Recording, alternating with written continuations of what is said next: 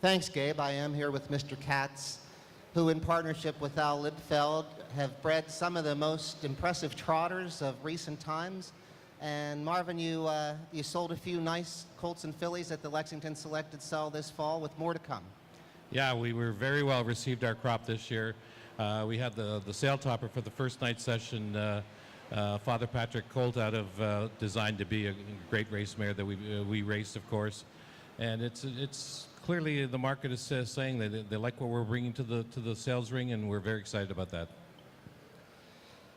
You really do keep your broodmare band to just the very best, and many mares that you buy as yearlings and maybe a few that you keep to try to achieve the best pedigrees possible, bred to the best stallions, is a formula for success.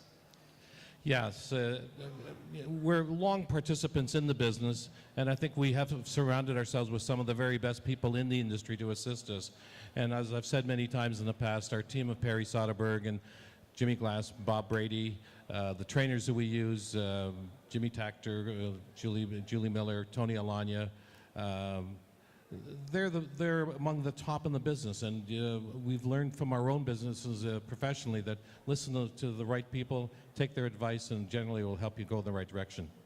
Well, it seemed to be working out okay so far, and you're also no stranger to winning big money races. And today, your Peter Houghton winning 2-year-old trot and colt is racing here in the Bluegrass. You know you do. Yeah, he's a very, very top colt. Just thrilled and pleased with how he's developed so far this year. He won the Peter Houghton, as everyone knows. He's won a couple of other stake races as well this year, and he's certainly one of the best 2-year-olds that's out there. Tomorrow, during the Bluegrass Filly program, it's an interesting case, your filly Strawberry Hanover, who had some success racing in stakes in Pennsylvania, but came down and in a qualifier last week with Andy Miller. She's trained by Julie. She trotted 52-2. Marvin, it's remarkable to watch. It's a remarkable qualifier, but I think the story goes right back to the beginning of our process. She was actually our top selection at last year's Harrisburg sale. We really liked the family. We have other members of that immediate family, and Andy and Julie were very excited about her as well. They liked her training down. She trained down well. She baby raced and won her first baby race at Gardens Gateway in 57. I think they both were really pleased with her and expected her to be a very high-end filly. And unfortunately, she ran into some bumps along the way. She did win a PA Sires division, I think in 56. But she made some breaks and became a bit of a challenge. And Andy and Julie have worked with her, and they brought her down here with the sort of let's see what she does approach. And from what they described to me, Andy took her down to the half in a pretty good clip, and she was strong and felt really strong, and just let her trot through the wire, and up comes 52-2, which really was great. She was incredible. Like, I watched it with great surprise, really. And then come the Friday card with the Saturday card with the 2-year-olds kissing in the sand, 2-year-old Payson filly that Nancy Johansson trains for you, who was a winner here last week. Very, very good filly.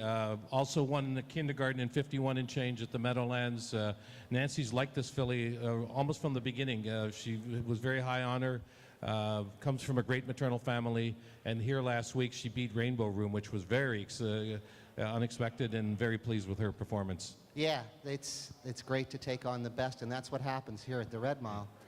And then, of course, your wonderful trotting filly, Ariana G., is going to race in the filly futurity. You've chosen not to race her in the open against the colts, and she's currently #1 in the horse racing poll, the top-rated standard bred in North America. Never get tired of talking about Ariana G, Nick. A spectacular performer, as everyone knows.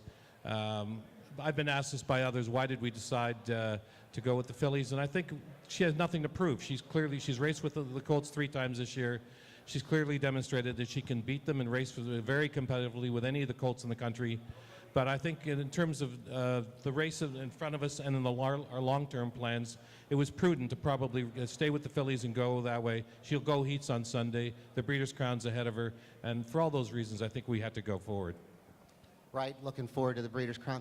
Marvin, it's always a pleasure to have you speak so beautifully, and the way you operate, I've long admired your operation. Thanks for taking a minute to talk with us here. Thank you, Nick, and I always enjoy the Red Mile. Thank you very much.